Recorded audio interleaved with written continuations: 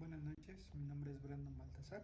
El día de hoy vamos a hacer el video referente a la tarea número 28, el cual consta de una lectura el libro del gran fracaso acerca de las cifras del desastre neoliberal, que es de Martín Batres Guadarrama, en el cual pues nos estaremos centrando prácticamente en la segunda parte del libro, en el cual ya se han explicado algunas de las personas que son más ricas de México en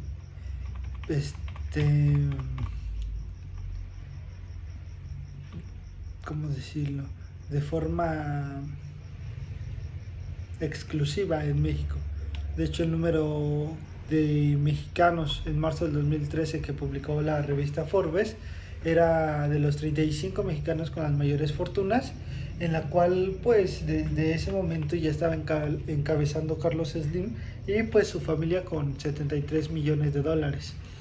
Entre ellas había muchas otras como los dueños de Televisa, diferentes bancos que fueron beneficiados con algunos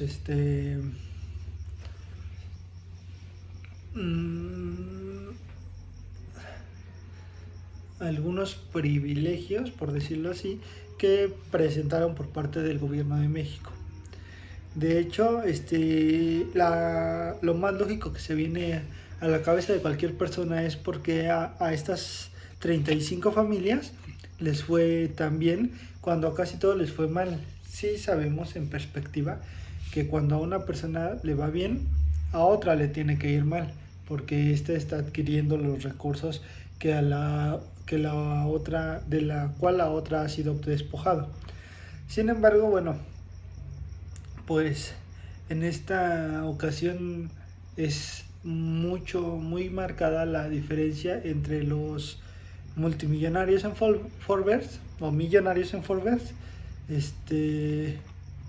y los pobres que aquejan México. Bien, como se dice en la introducción del libro, equidad social y parlamentarismo. Porque el éxito de estas personas no se tradujo en el éxito de la economía total mexicana. Es muy claro que ellos tienen talento para negocios, puede ser, que cuentan con historias familiares de tipo empresarial, puede ser. Algunos simplemente tuvieron suerte, estuvieron en el momento y en el lugar indicado. Pero bueno, un análisis ya a fondo concluye que se trata esencialmente de grandes fortunas forjadas, generadas o bien aumentadas gracias a distintas reformas neoliberales que fueron aplicadas en su momento. En esta lista están los beneficiarios de pues el libre comercio, de los paraísos fiscales y de los bajos salarios, así como de las privatizaciones como lo fue en su momento Telmex. Y bien, voy a dar el ejemplo de algunos. Como les mencionaba, Carlos Slim con la compra de Telmex ya tenía algunas empresas. Sin embargo, esta compra de Telmex o la adjudicación de Telmex y de empresas mineras hace que Slim despegue hasta el cielo con una cantidad enorme en sus bolsillos. Los hermanos de la Arrea en empresas mineras, Roberto Hernández se adjudicó a algunos bancos como Alfredo Harp y Eugenio Garza Laguerra. Estos se adjudicaron los diferentes bancos. Roberto González, Bancos Maseca, y Ricardo Salinas, Televisión Azteca. La extrema riqueza que generaron estas personas también es explicado la extrema pobreza que atañe al país. De hecho, ¿cómo podemos llegar a todo esto? ¿Cómo se orquestó todo este desastre? Les vuelvo a indicar acerca de las reformas estructurales. Estas se referían especialmente a 4 que eran ordenadas por el Banco Mundial en el año 2000, que era la energética, la fiscal, la laboral y la de telecomunicaciones. Al momento de que fueron escritas estas líneas, se han aprobado ya reforma energética parcial en el 2008, la reforma laboral en el 2012 y una de telecomunicaciones en el 2013. Desde el desastre que vive México, hoy han sido construidos a través de diferentes reformas. No es su ausencia lo que impide el crecimiento, es la concreción de las reformas estructurales lo que ha detenido el crecimiento de México.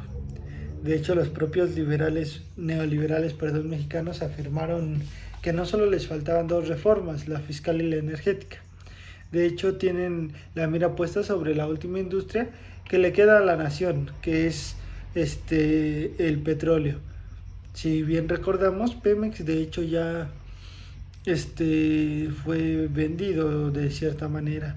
En este libro nos menciona que Pemex requería de inversión privada para poder modernizarse, que no hay que oponerse al cambio, pero las privatizaciones no son el cambio, sino son la continuidad con la que llevamos 30 años de reformas estructurales privatizadoras, y ahora nos quieren ofrecer la privatización de Pemex como si fuera algo nuevo y como si fuera bueno para el país.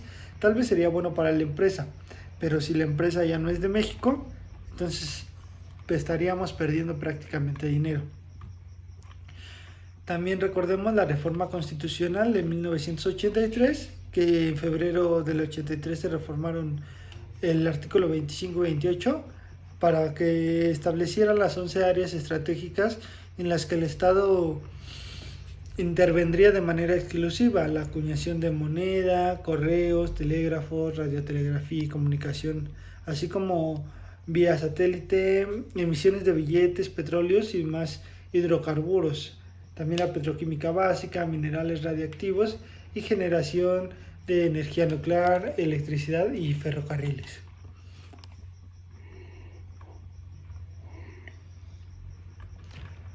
Si recordamos, el gobierno privatizó empresas de telecomunicaciones, así también como camiones, bicicletas, vestuarios, fertilizantes y tabaco. También las automotrices, las alimentarias, las agropecuarias, las recreativas, así como muchas más, entre ellas las televisoras, los cines, los teatros, los bancos, puertos, aceros, puertos, ingenios, aerolíneas, carreteras, minas y siderúrgicas. De hecho, en el 82, México contaba con 1.155 empresas que eran públicas. Para el 86, 4 años después, ya solo contaba con 737, prácticamente un poco menos de la mitad. Un poco más de la mitad.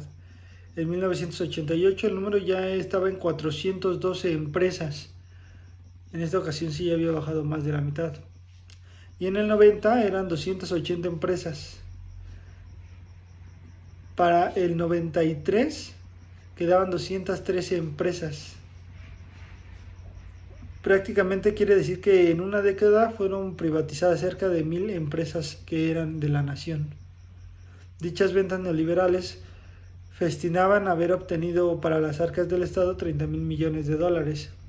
Pero pues ya unos años después, los rescates de las empresas privatizadas fracasadas, el Estado terminaría pagando 90,000 millones de dólares. Es decir, acabó pagando 3 veces más de lo que habían costado. Se intentó también generar disminuciones del gasto público. La caída representaba una de las reformas estructurales que eran muy importantes para el país y estaba basada en los paquetes de ley de ingresos y presupuestos de egresos de la nación, los cuales fueron aprobados por el Congreso de la Unión y a propuesta del Ejecutivo Federal, que fue a partir del 82.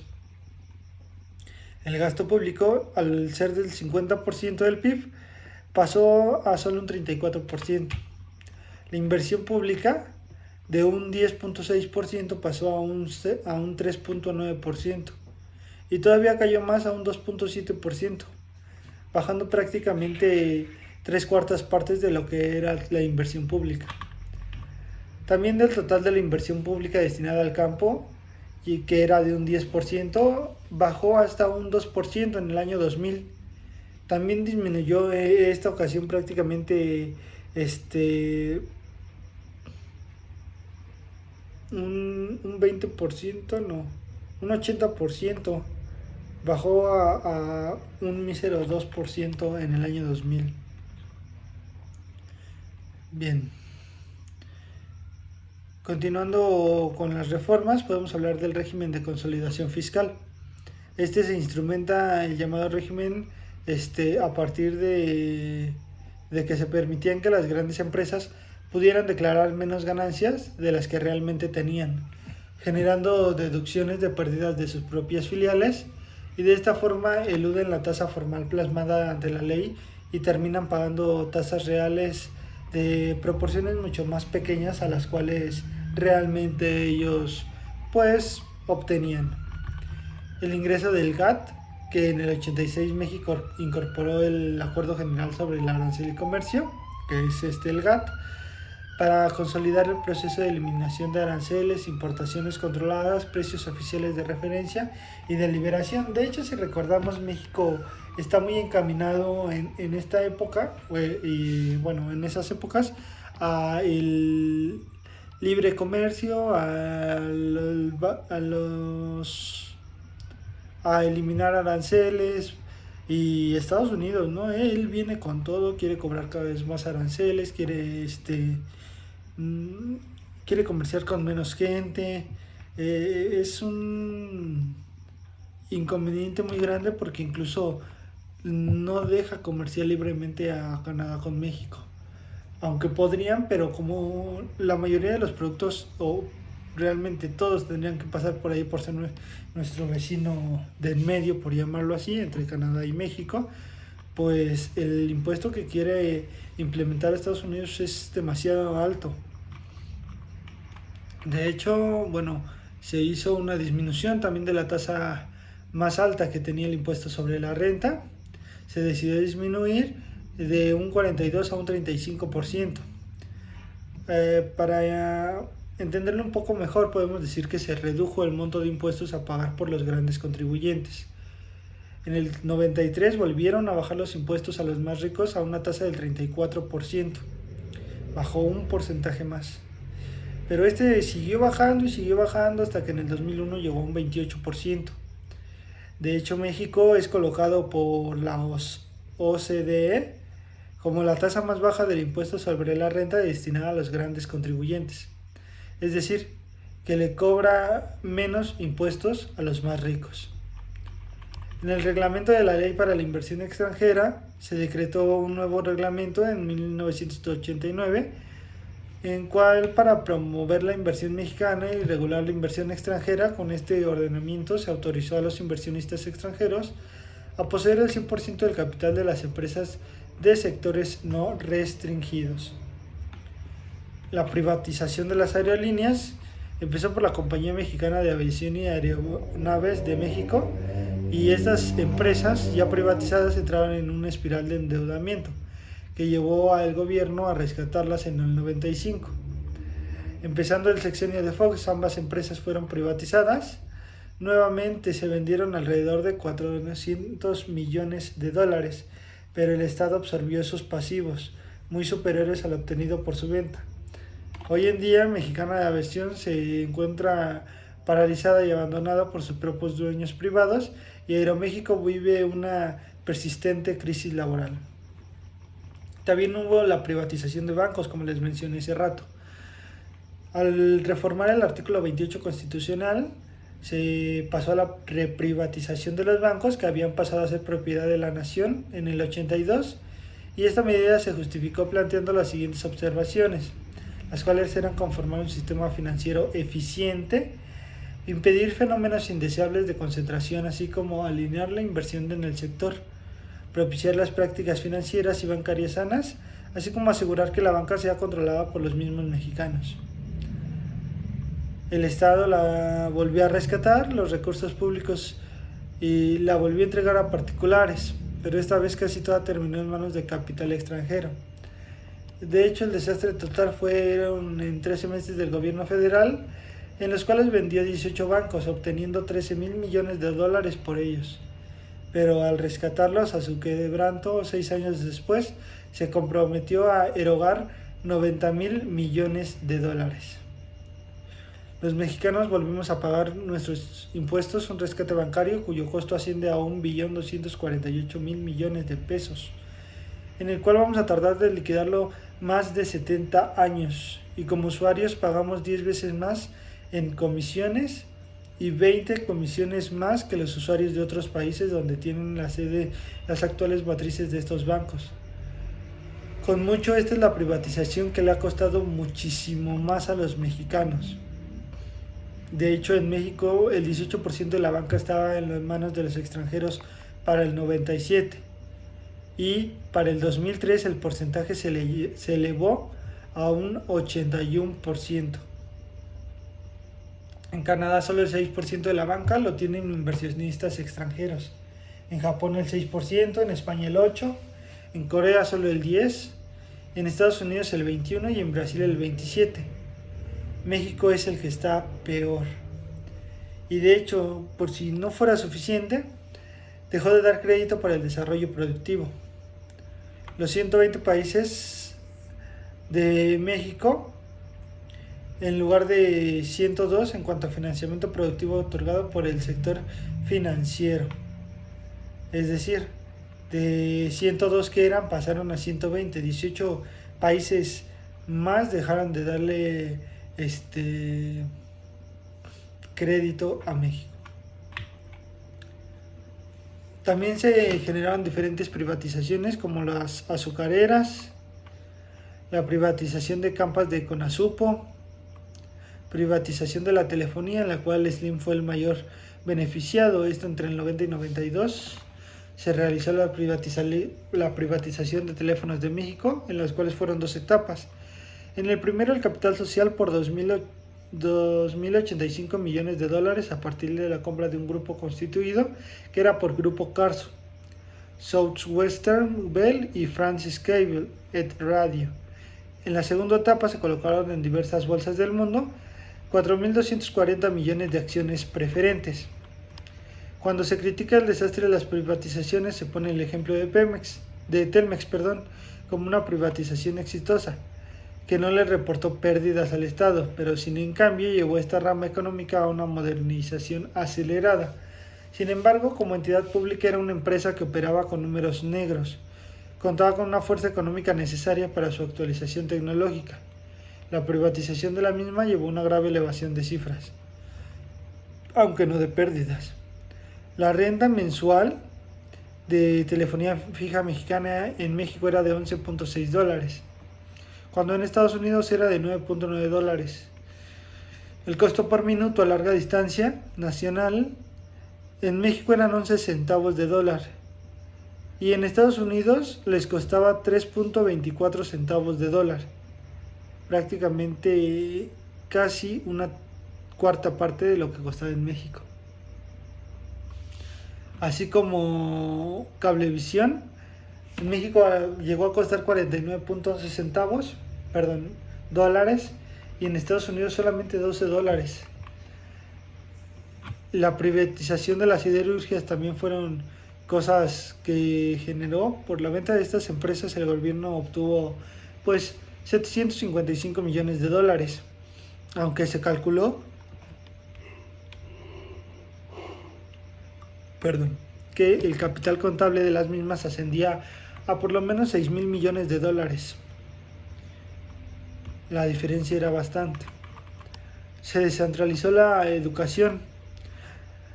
Sin embargo, esto no fortaleció a los estados y menos a una educación. A partir de entonces, estos procesos de distorsión del gasto educativo, el monto real fue reducido junto con los salarios a los docentes y las inversiones en infraestructura escolar.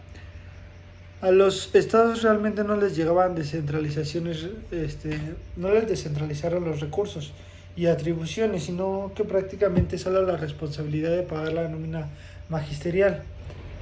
Hoy en día el gasto por alumno y el gasto por escuela es diferente de entidad en entidad.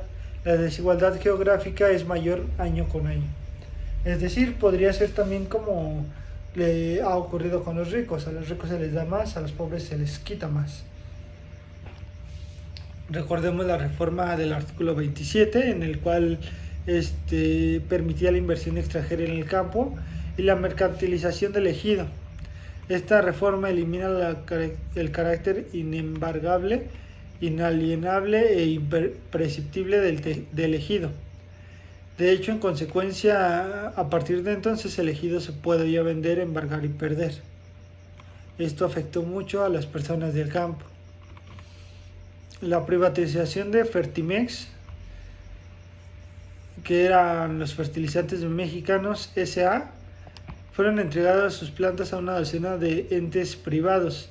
Hasta antes de su privatización, México exportaba los fertilizantes. Ya una vez que fue privatizado, México se convirtió pero en importador de fertilizantes. Se generó una ley minera, así como la reforma al servicio público eléctrico.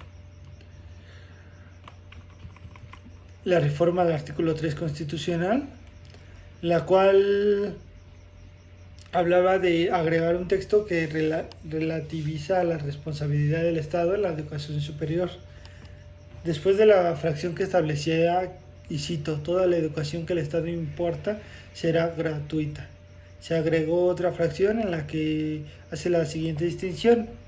Además de impartir la educación preescolar, primaria y secundaria, señaladas en el primer párrafo, el Estado proveerá y atenderá a todos los tipos y modalidades educativos, incluyendo la educación inicial y la educación superior, necesarios para el desarrollo de la nación. De esta forma se colocó a la educación superior como una mera modalidad complementaria que será promovida o atendida pero no impartida obligatoriamente.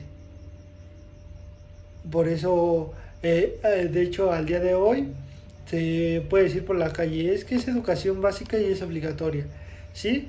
Hasta prácticamente la secundaria, yo escucho que dicen eso. Sin embargo, al darme cuenta de esto, pues puedo notar que también la media es superior.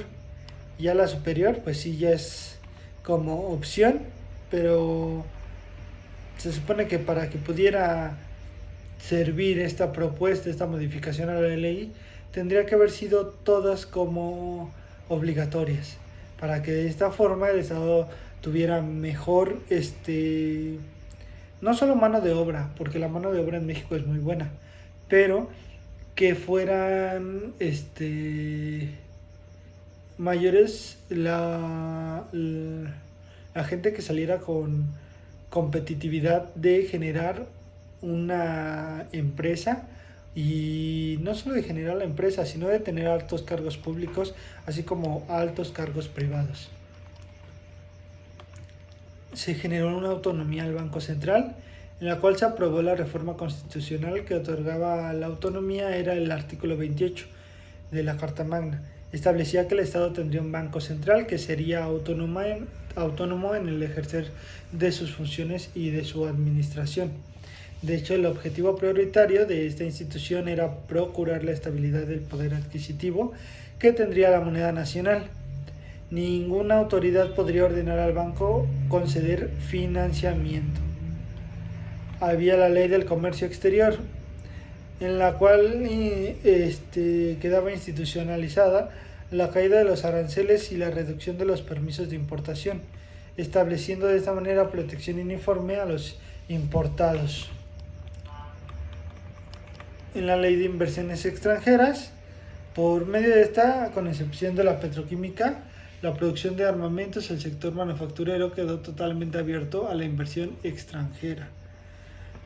La privatización de cines y televisión, la venta del Instituto Mexicano de Televisión, Imevisión, incluía el canal 7 y 13 con sus repartidoras estatales, así como las 200 salas de cine de la compañía operadora de teatros y estudios América Kotza. El Tratado de Libre Comercio con América del Norte, en 1 de enero de 94 entró en vigor, y bueno, se trataba de una de las más importantes reformas estructurales que fueron promovidas por el régimen actual.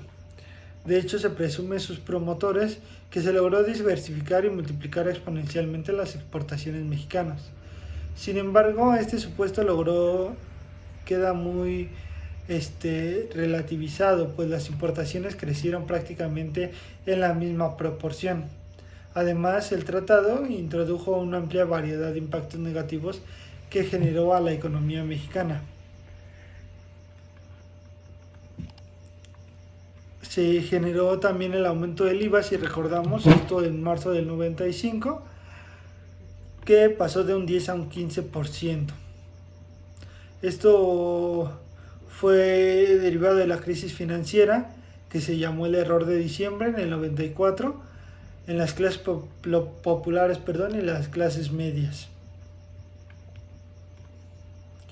Ya una vez que estuvo Felipe Calderón en el poder, el IVA pasó de un 15 a un 16%, y de hecho al día de hoy se pretende llevarlo a un 19% y extenderlo no solo a los productos que hoy lo manejan, sino a básicos como alimentos, medicinas, libros, transporte público, colegiaturas y la vivienda. El expresidente Cedillo terminó como asesor principal de las compañías extranjeras que adquirió ferrocarriles que él mismo privatizó.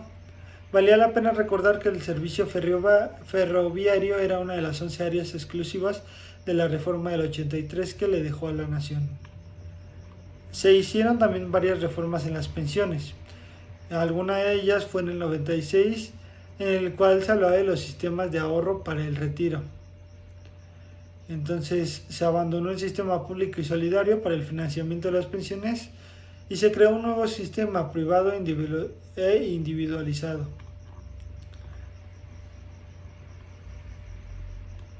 Siguiendo con estos datos, podemos hablar del FOBAPROA, el cual se aprobó en la Cámara de Diputados en diciembre del 98, y algunos banqueros de las deudas públicas a través de fondos bancarios de protección al ahorro,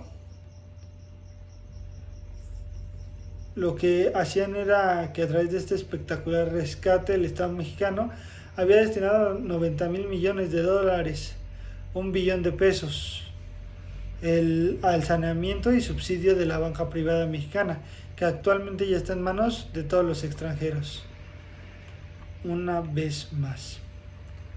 Podemos seguir hablando de estas y otras reformas como la ley de impuestos sobre la renta, la reforma del ISSSTE, la reforma energética que ha venido aquejando al país, así como la reforma laboral en la cual la contracción del mercado interno ocasionan disminuciones al salario real, afectaciones a los indicadores de empleo en las que les facilita el despido a los obreros, la disminución de productividad del trabajador al proporcionar distintos contratos a la hora de distintas fuentes de trabajo, y la dificultad para incorporarse permanentemente al mercado los jóvenes.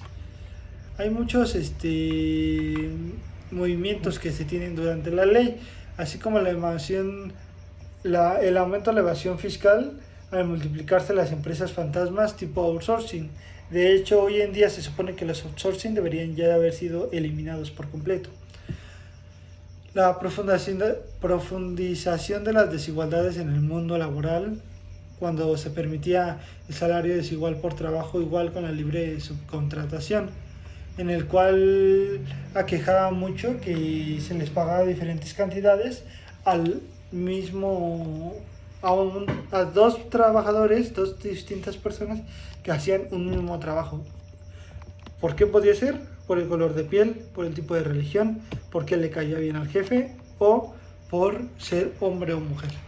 Esas eran las diferentes cosas tomadas en cuenta. También hubo reformas educativas, reformas de telecomunicaciones, el desastre que había aquejado directamente a México durante una gran etapa, y se intentaba llevar a un modelo de desarrollo del bienestar social, en el cual se hablaba de un plan de austeridad en la cúspide del Estado. Esto para ahorrar cuantiosos recursos, eliminar privilegios económicos a la casta política y fortalecer el gasto social y productivo. Esto ayudaría a devolver la dignidad y respeto a las instituciones de la República. De hecho, indican que podían obtenerse 300 millones de pesos sin necesidad de aumentar el impuesto, sacrificar clases populares o las clases medias y el sector productivo de la sociedad, y de esta manera poder hacer justicia. Se hacía la eliminación de los paraísos fiscales, así como también podemos hablar de las promociones de las micros, pequeñas y medianas empresas. el financiamiento a gran escala de las empresas sociales, las estrategias de recuperación salarial progresiva, es decir, comprar más con menos o bien con lo mismo, el Programa Nacional de la Obra Pública, Plan de Desarrollo Energético Soberano, reconciliaciones del capítulo agropecuario del Tratado de Libre Comercio, en el cual se han verificado diferentes, ¿cómo decirlo?, diferentes puntos para que también nos ayude a progresar a México. No a progresar en la manera de ser mejores, sino a progresar en el método de traer una economía más fuerte a México, ya que el trabajo lo sabemos hacer cada uno de nosotros. Se hablaba de la creación de 5 nuevos derechos sociales, la cobertura universal y ciudadana, los cuales eran la pensión universal de adultos mayores, el seguro de desempleo, el Sistema Nacional de Salud Público y Gratuito, la seguridad social universal para trabajadores del sector del Estado, la licenciatura universal gratuita y de calidad con admisión a todos los aspirantes a estudiar una carrera universitaria, lo cual al día de hoy pues sí es de calidad, sí es universal. Podríamos decir que sí es gratuita porque realmente el aporte es muy mínimo a comparación de unas escuelas de paga, pero la admisión a todos los aspirantes no ha sido cubierta. De hecho, el objetivo de constituir un estado de bienestar social a base de estos puntos queda muy lejos de que pueda ocurrir. Primera, no aceptan a todas las personas, no porque a lo mejor la institución no quiera, posiblemente sí, pero no hay el espacio, no hay los maestros, no hay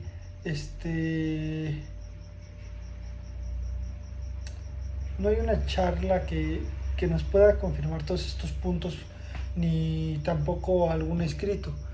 Pero el no hay que nos pone el Estado, como lo vuelvo a repetir, no hay bancas, no hay aulas, no hay personal, no hay dinero para pagarle a este personal, pues nos deja mucho que desear. Espero podamos salir de esto con la frente en alto, como muchos mexicanos lo saben hacer, trabajando día con día, pero a la vez no es justo.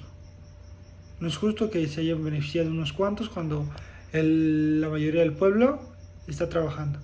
Está trabajando por querer salir adelante, porque si los mexicanos, la población mexicana no trabaja, ellos no serían nada. Podrían decir, tengo mucho dinero, sí, y tu dinero en base a qué estaría financiado. Si los obreros de México no hacen que el dinero de vuelta, el dinero de ellos no les serviría de nada aquí ni en China. México se iría a la quiebra total. Eso sería, creo que, el más grande punto que yo podría ver. Le agradezco que se haya tomado la molestia de escucharme, de verme. Le pido una disculpa por cualquier inconveniente que haya afectado la grabación o cualquier ruido adicional que pudo haber hecho interferencia. Y les recuerdo mi nombre, esperando pasen una excelente noche, Baltasar González Brandon. Hasta luego.